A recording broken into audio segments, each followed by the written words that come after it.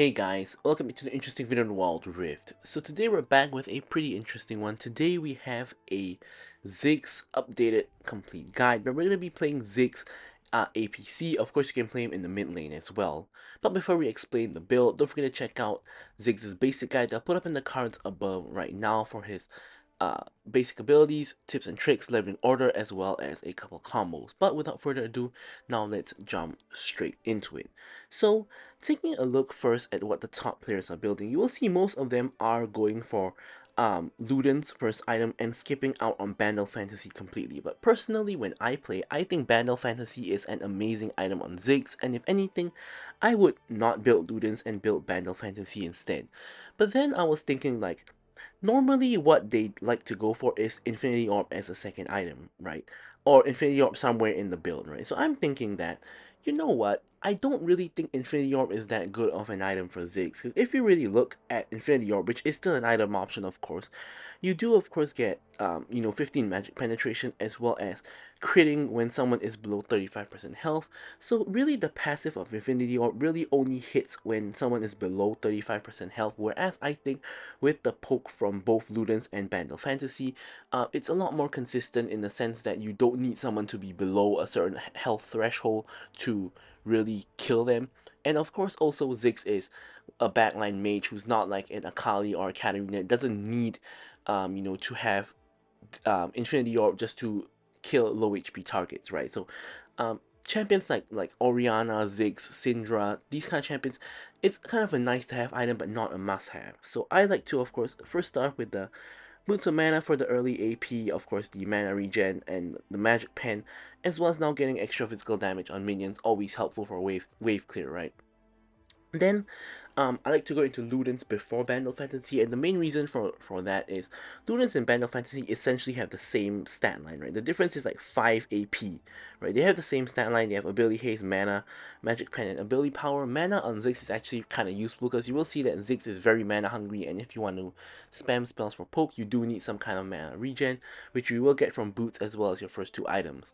So the main difference is really the passive, right? So the difference in passive is that number one, you need to kind of build up the harmonic the discordic echo passive, and number two, the Luden's passive procs on minions, whereas the Band of Fantasy does not, right? And of course, Band of Fantasy does have better scaling, 15% AP as compared to 10% AP here.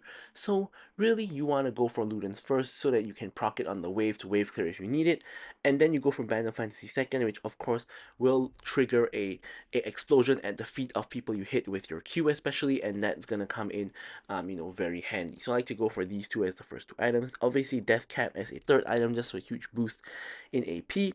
And then at this point, you want to go for Horizon Focus just for the last two items are pretty flexible. You want to go for Horizon Focus just for the extra damage and reveal, because you're always going to be tossing your Q at people, and just getting extra damage on them is always going to be helpful.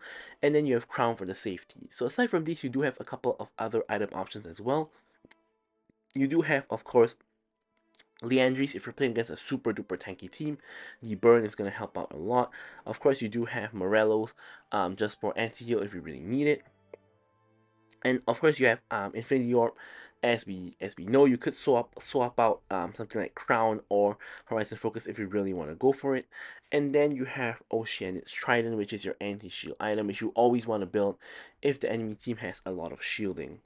So now let's talk about the runes. So you will see that everybody basically takes First Strike, right? And basically the debate is mainly First Strike versus Arcane Comet, right? Ziggs doesn't really go for anything else other than these two, right? So kind of explaining why you want to go for each one. Arcane Comet, of course, launches a comet for extra poke at the enemy whenever you hit any of your spells, of course with a cooldown. So it's really very consistent. It scales off of your AP as well, and it scales into the late game pretty decently, right? So Arcane Comet, really consistent source of damage. So why do people then go for First Strike? Well, you can think about it this way, right? Arcane Comet just increases your poke by a little bit. However, for First Strike, when you hit 2 to 3 items, like when you hit your Banner Fantasy and your Death Cap, you will start to farm really decent amount of gold for First Strike. So the main reason why you want to go for this is in the mid to late game, you will start to deal a lot of damage from First Strike as well as getting a lot of gold, which will then allow you to hit your last two items faster. And And by this time, the first strike damage is comparable, or rather it's more, than Arcane Comet if you just launch all your spells at the enemies at once and proc your first strike. So basically, first strike is preferable for that reason. So now for the rest of the runes, you want to go for the fruit eating combo of honey fruit, not honey fruit, sweet tooth, into seed jar, to basically eat a lot of the honey fruit to make sure you don't run out of mana and health as well. And then you of course have Transcendence, which is going to give you more ability haste and return your abilities cooldowns, especially useful in the later stages of the game. And finally, you have Gathering Storm, one of the best runes for mages because you're going to get a ton of free AP from Gathering Storm. And for the spells, you want to go for Flash. And honestly, it's kind of the similar options to ADC. You want to go for like Barrier, Exhaust, or Ghost. I don't really go Ignite because I don't like playing Ziggs that aggressively. And of course, Cleanse is an option as well if you're against a lot of CC. But most of the time, you'll be very, very far away. So Cleanse is not really necessary majority of the time, right? So normal options basically. But with all that said, let's take a look at our gameplay. Okay, so now let's take a look at our gameplay itself. Of course, before we get too far in, don't forget to like, comment, subscribe. Any questions, queries, or remarks, feel free to leave them in the comments below. Of course, I'll be sure to address them. So lots of things to talk about Ziggs, right? So basically, of course, Ziggs is normally a mid lane champion. You can pick him mid lane whenever you want. He's a really, really great pick in mid lane. As you see here, we run into the enemy bush, or rather, Seraphine runs into the enemy bush, and I follow her, and we get basically a free trade onto the Lux because she wasn't paying attention, which is a really great start to the lane. But here you can see instead of playing him mid lane, I'm actually playing him ADC. And why is that the case? Well, basically it's because my team has no AP. So instead of going for the AP like Kaisa, AP Varus, or any of those other AP ADCs, I decided to play Mage in the bot lane, right? Because we already have enough AD damage, right? You of course have two frontline like tanks that do AD damage in Mundo as well as Urgot. You have Tristana, who's a literal ADC, who the person just decided to pick mid lane, which yeah, so we have that. And then you have my support Seraphine, which is an AP champion. However, she has taken Glacial and she's going to be building support. So that leaves us with a lack of AP, which is where I come in with my Ziggs.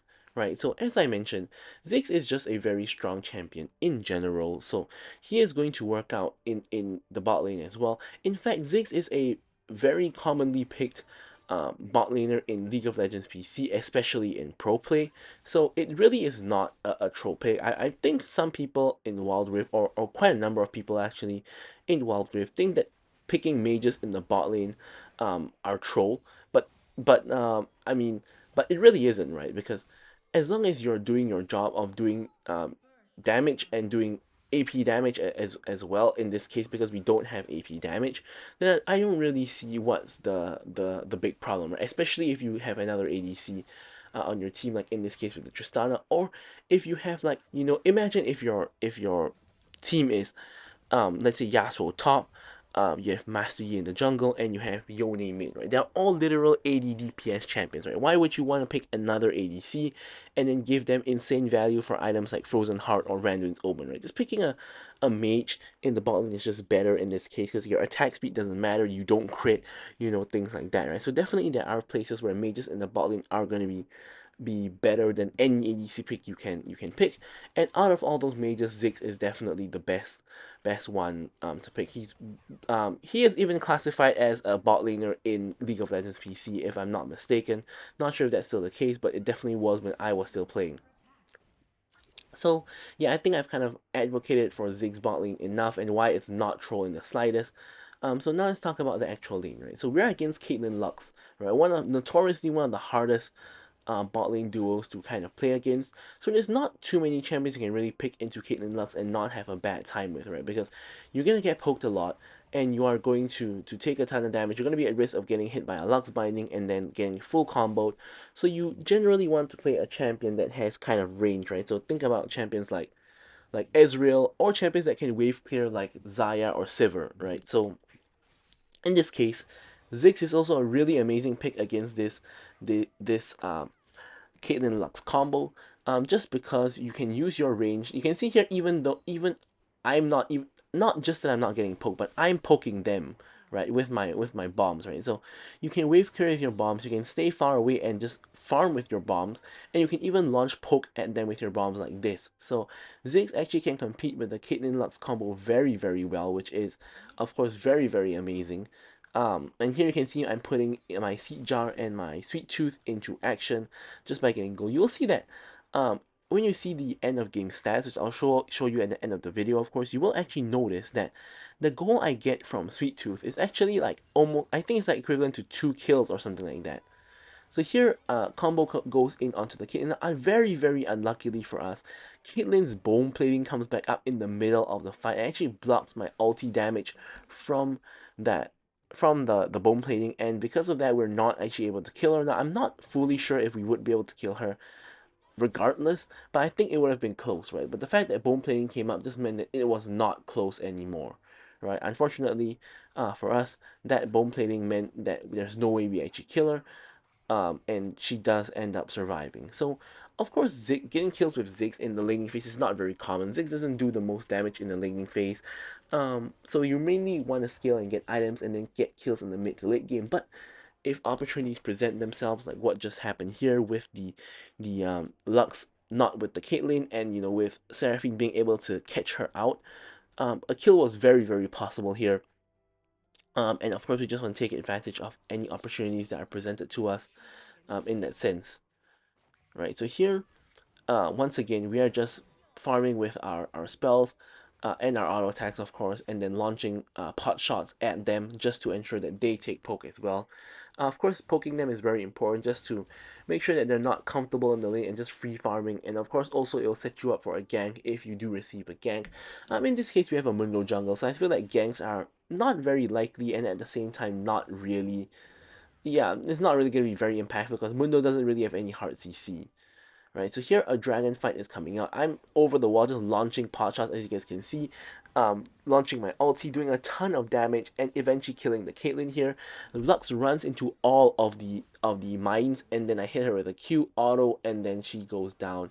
Now Viego is now on the chase for my Seraphine. Seraphine is able to get out, no problem, and this is beautiful for us, right? So here Orianna comes in. The Seraphine very, very dangerously low. But yeah, it's really beautiful for us. We got 2 kills. What more could you really ask for? And here I'm just picking up the fruit now. I don't actually need this fruit now because I know I'm going to base. And it irritates me to no end when people take fruit when they know they're going to base. But in this case, I'm taking fruit not really for just for the health and mana. It's really just for the goal as well. So you kind of want to farm the sweet tooth. Of course, the most ideal is you farm it when you're lower on mana or lower on health, then you get the benefits of the gold as well as the health or mana that it gives you. But even when you're full health, you can even eat the sweet tooth just for the gold, right? It's gonna add up in the long run, and it is going to give you a ton of gold throughout the game. So here I realize that there are 5 people bot, right? And Ziggs is a very fast tower taker. So here you can see I'm just going to town on the tower, launching all my spells on the tower, and just whacking the tower with my auto attacks. And we are getting close to the execute range. Everybody is still in bot lane. 5 men are bot. So here I'm just getting a basically free tower, putting down the W and then exploding it. 350 gold for me, first tower of the game as well for my team. And you can see off of taking that tower, I now have a 2k gold lead over the Caitlyn, which used to be a 1k gold lead before I got that tower. So yeah, so here I use the ulti to clear the wave as well as to do a little bit of damage onto the 2 people in the mid lane.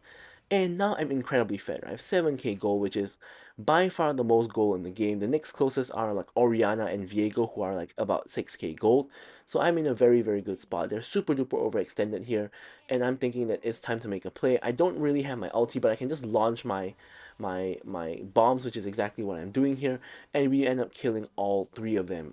And then, yeah, they are pushing way too far because they got baited by the fact they have Herald, and they didn't want to quote-unquote waste it, so they're just pushing with the Herald mindlessly. And here I see a wave in the mid lane. I'm just hit it over. Unfortunately, my bomb gets absorbed into the wall, which is a little bit too big, so we're going to have to walk all the way over and then clear the wave to prevent Orianna from pushing for free. Now Tristana's back here to cover the lane. I'm going to reset, get my Bandle Fantasy and another M-Tome. So here you will see that a challenge I face in this match is I need to build anti-shielding. Now, why is that the case? The enemy team has two huge shielding champions, right? You have Mordekaiser that relies a lot on his shield, and you have Lux that relies a lot on her shield to shield her whole team. Aside from that, Orianna also has a shield, so this is a beautiful game for anti-shielding. So now I want to talk about when you want to build anti-shielding, right? You never want to build it first item, right? Because anti-shielding is a good item, but it's not a first item kind of thing, right? You need to get damage first before you want to build it, right? And so you can build it second item if you would like, right? But you don't want to build it third item, right? Why don't you want to build it third item? Because you don't want to compete with death cap. Death cap is a huge power spike, and you don't want to delay your death cap for anti-shielding. As we get into a huge skirmish here and just launching, like, you just look at what we're doing here, right? We're just launching our Qs, proccing Lunans, proccing Vandal Fantasy. We're just staying far away, launching Q. Get hit here. I actually barrier just to protect myself. And look at that Seraphine shield, by the way. Launching more Qs. Walking forward, launching a Q, boom, it actually hits and kills the Caitlyn. And then here I get ulted by Mordekaiser. Mordekaiser flashes forward. I put down the mines, and here he's 1 HP. Unfortunately, I fail to flash the Q, and I get killed by Mordekaiser. So I could have flashed the Q there and probably killed him with my next Q, but I mean, honestly, I wouldn't say I got outplayed, but I got too greedy with my flash, and I end up just dying instead. So what I was saying just now is, yeah, you don't want to go for it first item or third item, so you want to go for it second or fourth. So why second, why fourth, right? Second item is like you already have a core item, which is probably your Ludens, and then you can go into the anti-shielding. But normally for me, I feel that second item is a little bit too early because unless you're very far behind my second item, the shielding is normally not going to be too bad.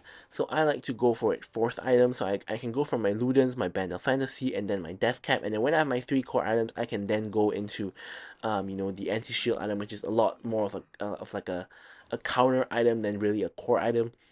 So I like to go for it fourth. So in this case, you can see I'm rushing the Death Cap next, and then I will be going for this after I finish my Death Cap. So here, once again, using my Sweet Tooth to eat more fruit. So here is a very awkward situation because our jungler is dead, right? And we're doing the dragon, and enemy team, of course, is trying to steal it because we don't have a jungler. Thankfully, we are able to secure the dragon and therefore deny the soul from the enemy team. Now, Viego was obviously late to the party, so he was not there to smite steal.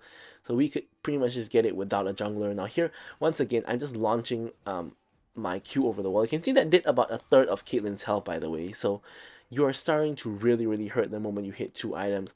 Of course, 3 items when you hit Death Cap is going to be even bigger of a deal. So here in this case, I give the extra fruit to the Seraphine, who is a little bit low on HP.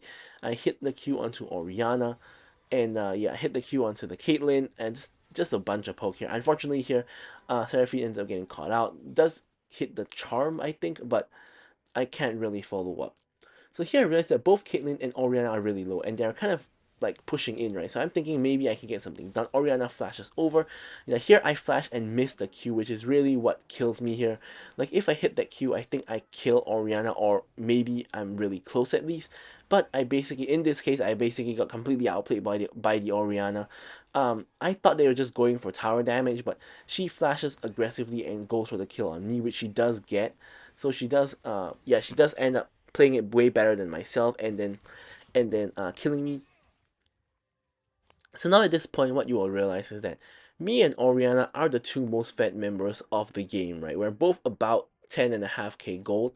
And this is followed by the two ADCs, right? Which is like Caitlyn and Tristana, who are both pretty fed as well. So really, it's a story of like which team's carries can carry harder, right? Because the rest of the teams are kind of not really doing all that well, right? Of course, in top lane and jungle, the enemy team is kind of doing better than my team. So at the end of the day, my team does have a goal deficit in the grand scheme of things, but I think it's not the biggest problem in the world. And here we are going for mid lane tower. Of course, with the W of Ziggs, you can easily execute it when it gets low enough like this, and you can stay there for a lower duration of time, and therefore you're a little bit safer because you don't have to stick around a tower for all that long. Right, so here I finally pick up my death cap. So now I'm on the 3 core items, and now I'm rushing over where a fight is once again breaking out at the Baron area. But all when I get to the fight, all I do is just launch my spells, right? Now Viego goes in super aggressively onto me. Now surprisingly, he doesn't really do all that much damage to me, right? But he nearly kills me, of course. But I thought I would die instantly, but the fact that I'm still alive here like means that he didn't do as much damage to me as I thought. Right? Tristana is able to kind of clean up the rest of the fight, and it all goes well. By the way, guys, if you guys noticed just now in that fight, I got 222 gold from first strike. So this is kind of what I was mentioning, right? When you reach the mid late game, first strike is gonna give you insane amount of damage and insane amount of gold, right? 222 gold is like probably how much someone who's died like maybe 2-3 times is worth, right? So it's like not a kill's worth of gold, but it is a decent amount of gold that's giving me, right? So here my team's doing Baron. I'm just launching bombs at it over the wall. We secure the Baron. Orianna is still walking around the area. Pretty dangerous thing for her to do. But my team doesn't really have any hard CC that is very easy to apply. We don't really have any engage, right? Like our main engages is like Urgot flipping someone or like Seraphine ulting like someone or a couple people. So we don't really have any hard engage that's very easy to do. So yeah. Here you see I landed just one bomb onto the Caitlyn, and she's already taking a bunch of damage, right? So yeah, Caitlyn, our squishy targets like Caitlyn, like Orianna are definitely going to be taking a lot of damage from Ziggs, right? And Ziggs, it obviously doesn't have the DPS of an ADC, like you're not auto attacking constantly, but the cooldown on your Q is very very low, and you're going to be doing a very very decent amount of quote unquote DPS in the sense that you're not going to be able to launch your Q very very often, and as a result you can do a lot of damage consistently, right? That's what I'm trying to say. It's not as bad as a Mei Chu like has 10-second plus cooldowns on all their abilities. So yeah, Ziggs is definitely pretty good DPS in terms of a mage, right? So here you can see we get into a fight. I'm just launching pot shots. I think that ulti missed both of them, by the way, which is really unfortunate. So here, yeah, I'm just launching my Qs, hitting 2 people. We get slowed by the Hex Tank GLP, and now we're just launching bombs max range to try to hit people. Here I back off because Viego was coming, but he actually dies while he's in his ulti animation. And here I'm just trying to hit my bombs. They're all relatively low, right? So here I hit the bomb onto the Orianna, which splashes the damage onto other people. Another bomb onto Orianna. We get the shutdown. That's Orianna's first death of the game, by the way. And here in comes the Mordekaiser. Thankfully, he does not ult me. I'm trying to land my bombs onto the low HP Lux and low HP Caitlyn, which I think will kill them if it hits. Now Mordekaiser's out of Death Realm. I'm just gonna ulti the Caitlyn, who basically can't escape at that point. She goes down, and 4 people on the enemy team are dead. We can go for this inhib. And here I put down the bomb and just bomb the inhib. There goes the top lane inhib. And we also have a wave to get the mid lane inhib. So you could say we could try to end here, but it's a little bit risky with everybody kind of respawning. Tristana is definitely trying though. I think it's a little bit risky, so I don't really want to do it. I'm trying to back ping my team, and I'm trying to get a reset. Here, yeah, everybody on any team is kind of respawning. You definitely can't end anymore. Here, I complete my trident as well as getting a stasis. Now, stasis, of course, very helpful if you get caught out by Lux Binding, or if you're ulted by Mordekaiser and you're stuck inside the Death Realm. Of course, just being able to buy time with stasis is very, very helpful. And Mordekaiser will end up ulting me later, but I kind of realized that he's not that big of a threat, right? Despite him, like, having 3 full items, he really is not that big of a problem, because yeah, spoiler alert, I'm gonna be able to basically deal with him while he's in the Death Realm without even using my stasis or any of my summoner spells, for that matter.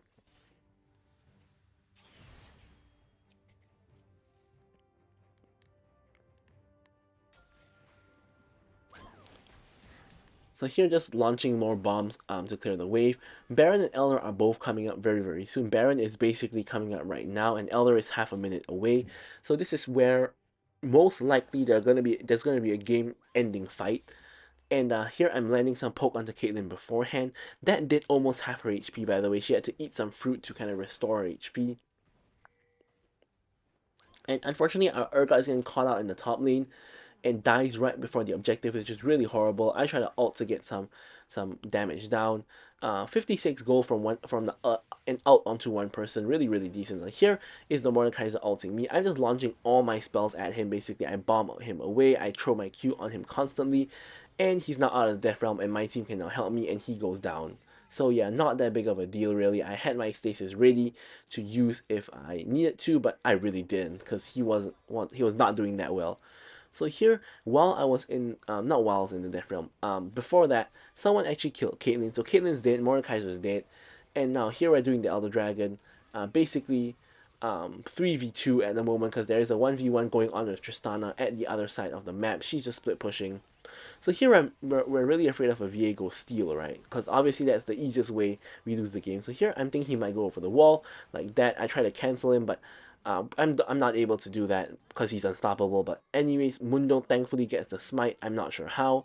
He outsmarted Viego, but he gets the smite, and then we use Elder to kill both Viego and Orianna, and pretty much at this point the game is won, right? We have Elder, and we're marching into their base. I'm just trying to get kills on Caitlyn and Mundo, not Mundo, and Mordekaiser before we end the game. So you can see here, I'm just launching my spells at their general direction, just aiming my Q for the Caitlyn here. Boom, 1Q executes her instantly, and she actually just goes down just from 1Q. And here I'm trying to out Mordekaiser, but the game ends. So having a little bit too much fun there. I'm gonna leave you guys with the stats as usual. Thank you guys so much for watching the video, and goodbye.